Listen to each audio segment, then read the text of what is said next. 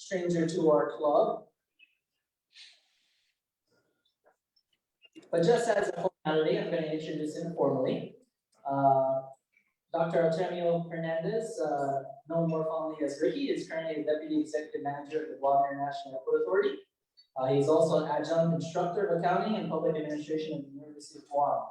He's currently the Treasurer and Investment Committee Chairperson of the Government Retirement Fund Board of Trustees, and is a Board Director of the Research Corporation of the University of Guam. Previously was a GIDA Deputy Director. Prior to that, was the Director of the Guam Legislator's Office of Finance and Budget. He's a graduate of the University of Guam with a Bachelor's of Business Administration and Accounting, and subsequently received his Master's in Accounting from UH Manoa and his PhD in Business from Capella University. Dr. Hernandez was recently awarded the National 20 Under 40 Leadership Award from the Council of State Governments, where he was one of the 20 elected and appointed officials from around the country. He was also recently awarded the Association of Government Accountants National Emerging Leaders Award, provided to one person nationwide in 2020. That's a big deal, and I'm hoping that we can recognize you at some point for that. He is happily married to Sarah Elmore Hernandez and also lives with his Shih Tzu, Ihasu Apsodog Unai, and recently added a baby brother named Apu, who now is the boss of the household for the foreseeable future. Ladies and gentlemen, fellow Rotarians, our fellow Rotarian, Dr. Ricky Hernandez.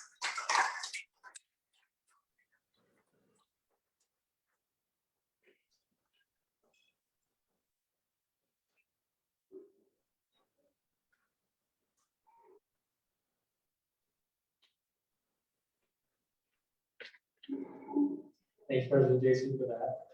And I wanted to just set up here, but I wanted to thank you on behalf of the International Airport Authority for giving us the opportunity to provide an update relative to just the happenings at the airport. I know that there was a pretty big announcement that occurred yesterday that I guess wasn't part of the plan to talk about today. But this was just going to be an airport update that I just added travel reopening. That was discussed yesterday by Governor Young.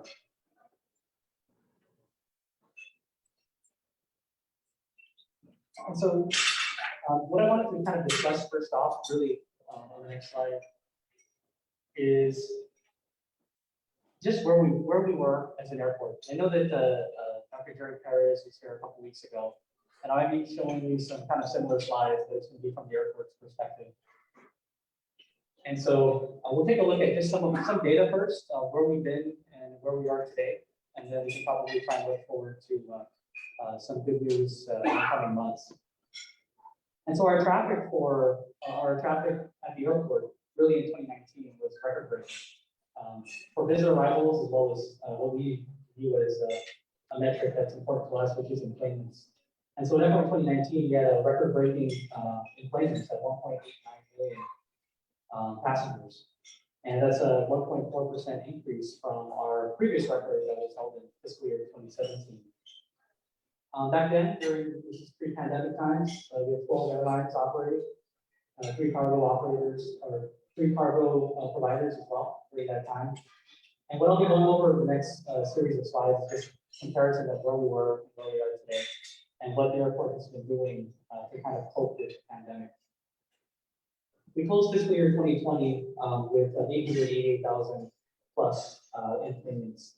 And obviously, FY 2020, we all know CDC banned travelers in China, from China starting in February, and obviously the mandatory quarantine locally came into effect just over a year ago. And then shortly thereafter, airlines started to suspend flights. And where we're at currently for fiscal year 2021 through the end of January, just for the first 4 months of the fiscal year, is we have just under 25,000 enplanements and just 3 airlines operating, which is United, Jin Air, and Philippine Airlines. And the next slide here is just, I don't know if you can see it very clearly, but it's just a comparison of where we were and where we are kind of today. And you'll see on the left side of the screen the type of travel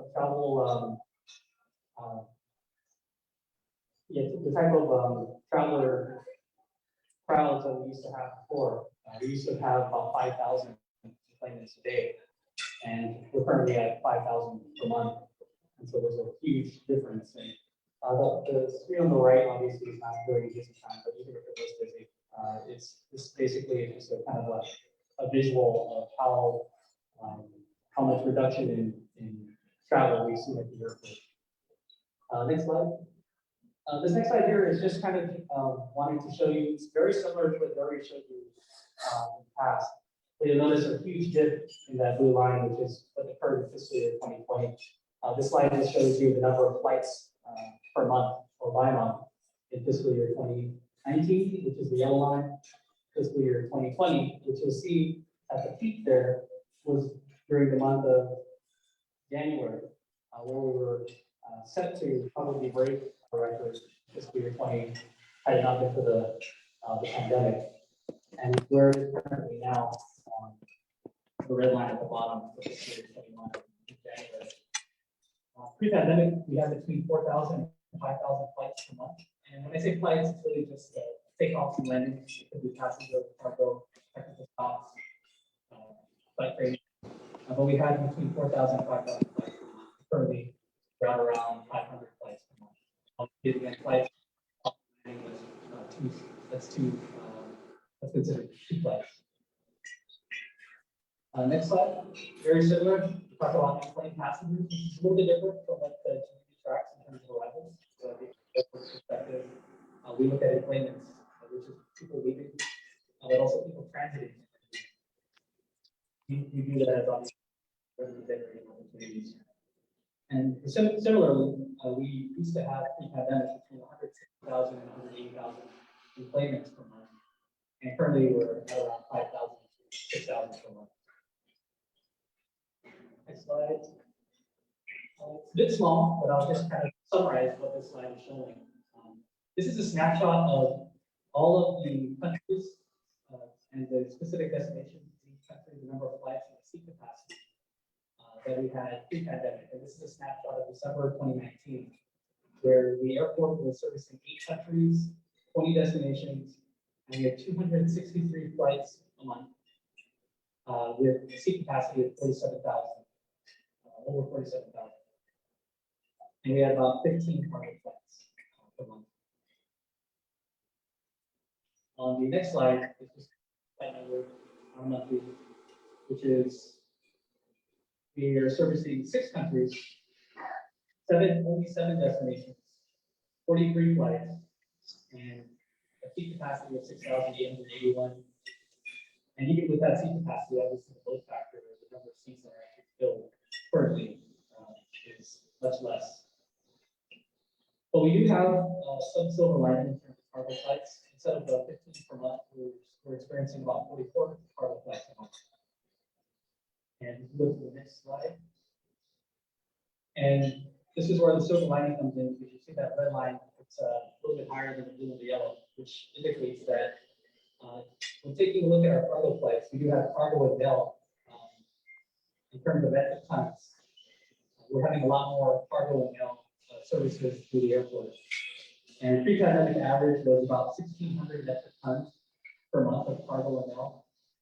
And we are currently averaging about 3,500 metric tons per month. This is just really a testament to the resiliency of the airlines, kind of shifting the uses of their aircraft. We view it as a silver lining, something that the airport is currently looking into to ensure that we try to diversify our revenue base. And so I show all these pre-pandemic and current slides just really to show you where we were, what we're doing currently today. And on the next slide here, the airport just a few months ago, the We Care campaign, which is a campaign really to show and educate the traveling public on what we've done at the airport, really to just be prepared for passenger traffic in the event that we have to welcome a lot more people than we are currently welcoming. And the We Care program really is just new processes that we introduced at the airport. And some of these processes, in the next slide here, some of the program elements of the We Care campaign, which we've been pushing through our social media channels, is obviously the requiring of wearing face masks in the terminal building and amongst our employees, obviously, and airline partners and so forth. This was instituted prior to President Joe Biden's requirement of the executive order for the wearing of face coverings. We've also installed ultraviolet lighting in our air handling units to ensure the air that we're breathing is hopefully free from pathogens. We do have controlled entry, and we've been putting out, obviously when we started this, we wanted to make sure the airport has a lot of entry points. And to be able to limit access to the terminal building as it relates to protecting the public and keeping everyone safe, we have two controlled entry points, one on the departures level and one on the arrivals level. If you have not been to the airport, there are signs directing you to where those controlled entry points are. And the reason why we have controlled entry points is really because we have thermal screening at these controlled entry points. And so if you visit the airport at some point, we do have thermal screening that's conducted basically 24/7 because the airport is a 24/7 operation. We've also enhanced our sanitation and disinfection protocols. We've had some facility enhancements, the typical barriers that you all see in front of you on the tables. And then we enforce social distancing measures, utilizing our airport police. And so that's what we've been doing from an operational perspective. I kind of wanted to just touch really briefly on airport finances, as it relates to revenues, some of our cost reduction efforts, the federal assistance that we're looking at, and our additional bond refunding and restructuring that we're planning to do in the coming months. As it relates to revenue impact, obviously with those slides that you saw, declining planes, declining flights, that obviously has a direct impact on our finances. And in fiscal year 2020, we saw a revenue shortfall of $30 million. That's a budget to actual comparison. And we were able to fill that with our cost reduction efforts, as well as obviously the federal funds that we'll talk about in a little bit. For fiscal year 2021, obviously for the budget, we reduced those revenues that we projected quite substantially. And our operating revenues, even compared to that reduction in budget, in projected revenues, is down 35.1% through the end of January. But what we're trying to do that we can control is really the cost reduction. And so the airport has undergone pretty significant cost reduction efforts. At the directive, obviously, of management, but also in line with our board of directors requests to ensure that we can bridge this gap. We don't know when the end of the bridge is, but we're trying to bridge the gap in terms of where we were and where we want to be. For fiscal year 2020, our operations and maintenance, or what we call O&M cost reductions, were at 21% after, and that's comparing our budget for fiscal year 20 to actuals. For fiscal year 2021, we actually reduced our O&M budget by about 20%. But through the end of the first quarter, through the end of January, we actually increased that reduction by another 20%. And so we have been continuing to look at everything possible to ensure that we can do more with less, reduce costs, but still have a safe and secure airport for the traveling public. And just some details as it relates to these O&M expenses. And this is through the end of January for the first 4 months of fiscal year 21. We've had a reduction in personnel services by about 3%. Contractual services was down over 30%. Materials and services down about 70%. And we haven't bought any equipment furnishing that's down 100%. That's for the first 4 months of the fiscal year. And so we're doing everything we can in our power, really to address the obvious financial impact the pandemic has caused. And we do have federal assistance that has come in fiscal year 20 and what we expect in fiscal year 21. The coronavirus, the top right, the coronavirus aid relief and economic security CARES Act, we received about $20.7 million in federal grants from the Federal Aviation Administration. Of that, we spent about $14 million in fiscal year 20, and we were able to shift fiscal year 21 to help reduce some of the burden on the revenues that we weren't able to receive.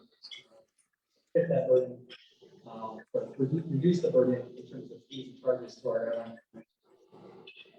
The coronavirus response and relief supplemental, otherwise known as we were awarded about $5.5 million with a similar use authorization for the CARES Act funds. We have yet to draw down on these funds. These aren't the cash in the bank. We have to spend funds and then we receive reimbursement from the aid. And we have an additional 390,000 for our concessions. That's a specific program under CRISO. Then lastly, obviously, the American Rescue Plan was passed.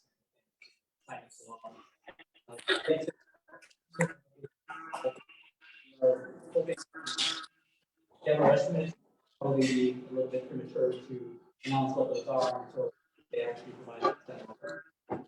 Definitely much more than the CRISO. And lastly, as it relates to cost reductions, we are thankful that the all legislation approved our request for authorization to restructure our bonds, or refinance and restructure our bonds for savings. And so those are currently underway. We have general revenue bonds, and we're hoping that over the next few months, especially as the uncertainty reduces, not eliminated, but it's reduced, and we can approach our investors to be purchasing some government bond vulnerable for revenue. This whole here is really to assist us in reducing our debt service costs and coordinating what we call our debt service coverage ratio, which is a bond requirement for us to be able to do on an annual basis. And this is all really subject to the ability to achieve savings.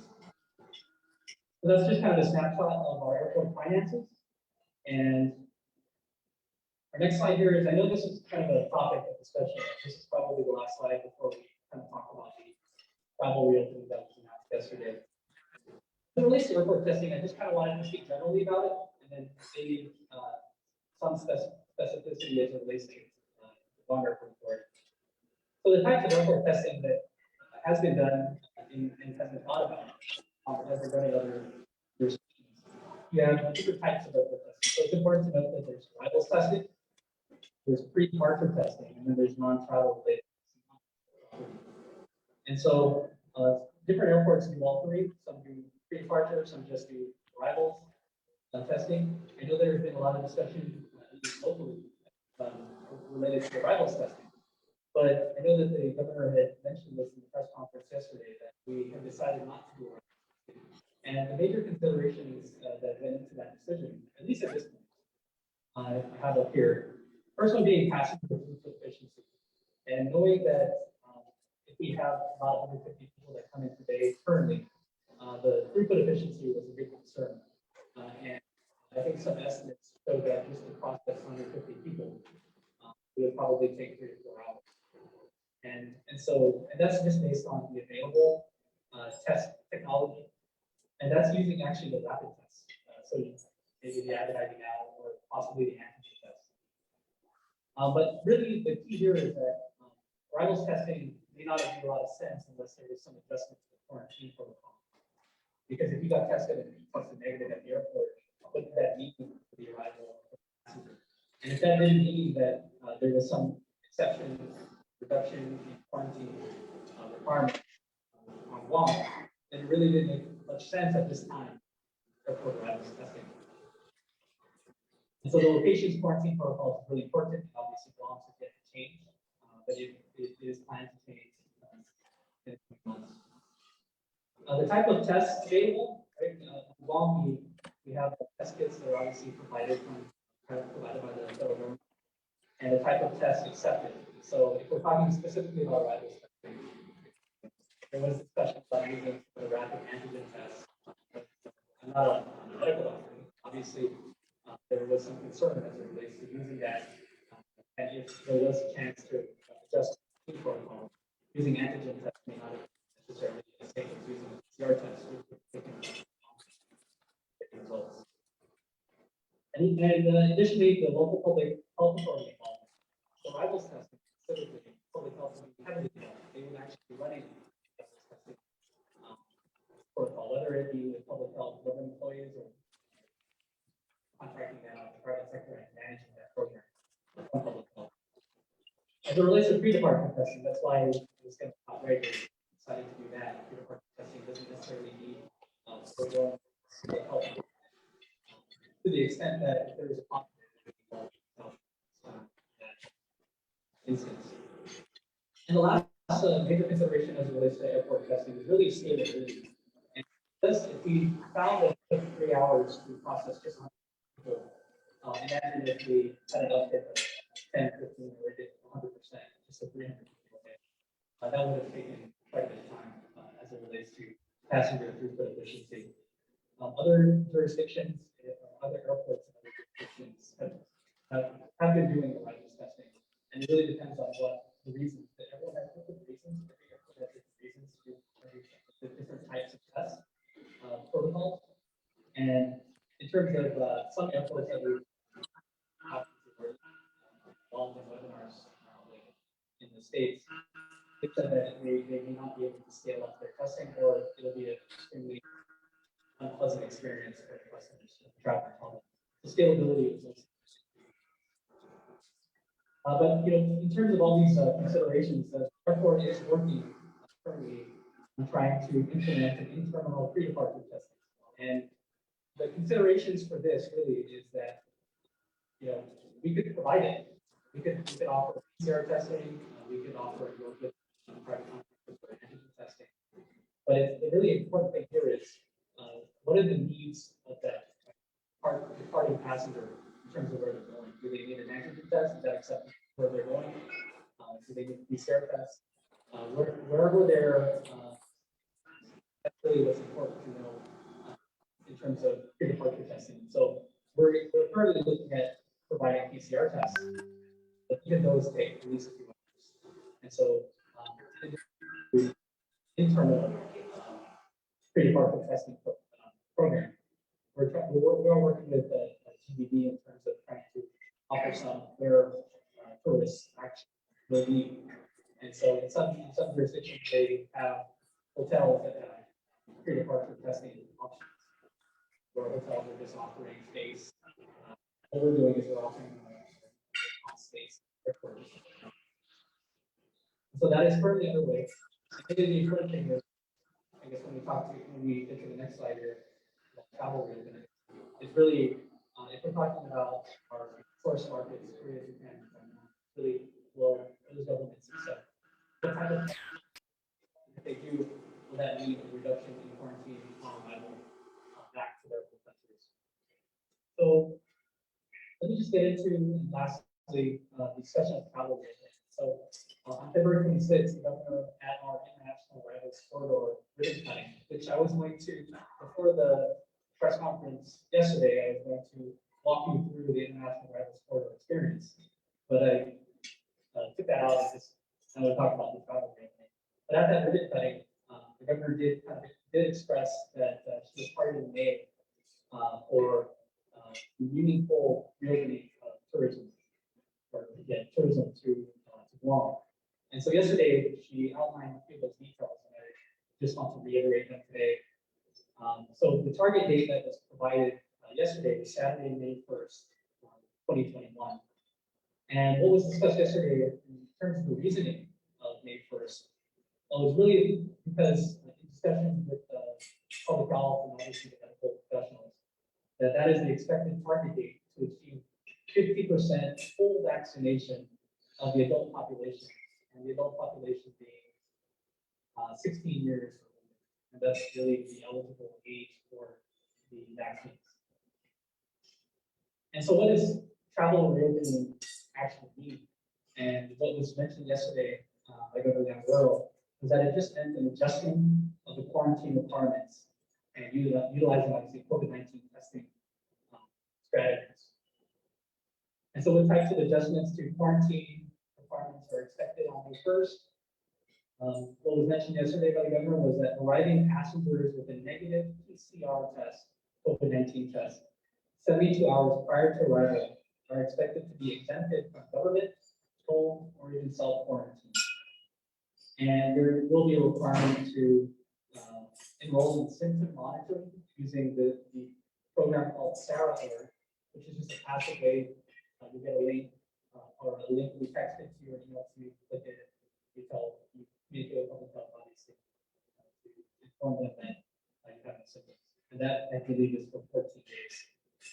And then downloading a COVID alert app. And so at the ribbon cutting at the airport for arrivals corridor phase 1, the governor mentioned that the GBD Recovery and Reopening Task Force Committee, which I believe is an ad hoc committee at the GBD, was going to lead this effort. And in terms of some of the, I think the committee has met twice. I think the last meeting they had was on Friday last week. And some of the important work that they are doing are based on three. I think the chairman of that committee is Samson Heron, and the vice chairman is Ben Ferguson. They're working very closely with the terrorists and the rest of the board, as well as the airport authority, myself, and executive manager, working with GHRA, Mary, and Sophia Chu, as well as the state surgeon cell with Mike Cruz, working with public health, with Mark Augustine, and obviously Dr. Ferrera. And so this reopening task force committee had identified three major, I think Sam called it work streams. And the first one being industry worker vaccination efforts, which I believe is had been discussed yesterday at the vaccine, we call the vaccine antiviral policy prioritization committee, and the VAPBC, and they discussed these efforts at the request of the task force committee. And so I guess the importance of vaccinating the industry workers is obviously for the health and safety of the industry workers that may be seeing passengers, but it's also a way to be able to market Guam to ensure that people know that Guam is safe. But I think ultimately the most important thing is really achieving a level of 50% vaccination, which the medical professionals have deemed to be sufficient to be able to work on this reopening strategy.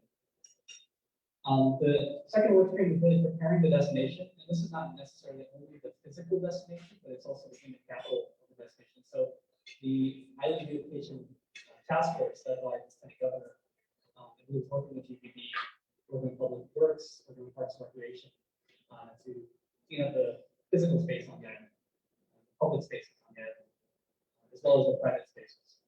And in addition to preparing the destination, there's also efforts to train and retrain workers. Maybe there may be a lot of workers that have not been doing work or haven't had a lot of work to do, and so training them in the COVID protocols, COVID-19 protocols, and so forth is an important aspect of preparing the destination. At the airport, obviously, we've been working on ensuring that the customer experience is something that is positive for the passengers, not only from the arrivals process, trying to make it as efficient as possible, but also from the departures process. And so the arrivals process obviously is something that we're working on with GBB and customs. And GBB is really leading this effort with Governor Gutierrez, as well as Mr. Nico Kitakawa. And I believe that there is a target for digitizing the customs that's touchless process. And I think they are currently working with public health to digitize the health declaration, which is obviously a new requirement. And so all of these items for preparing the destination has been discussed, and this is not an exhaustive list I'm discussing, it's just some of the kind of highlights that were discussed at these meetings. And lastly, the communications and marketing plan. Really included in this is, I believe GBB working with the governor's office to be able to work with the consulate offices in Korea, Japan, and Taiwan, because we can offer the pre-departure testing. It could be probably offered in hotels and airports, but if the host countries of our tourists don't accept it, the governments don't accept it to reduce their funds on their side, then we still have some challenges moving ahead, even in we adjust our quarantine on our side. But ultimately, with our R score being at 0.2, and hopefully us being able to market that we're safe, and us being able to feel safe as a community, being vaccinated, we're hoping that the communication and marketing of these efforts will yield us some safe travel from tourists and residents alike. And I think that's all I have today.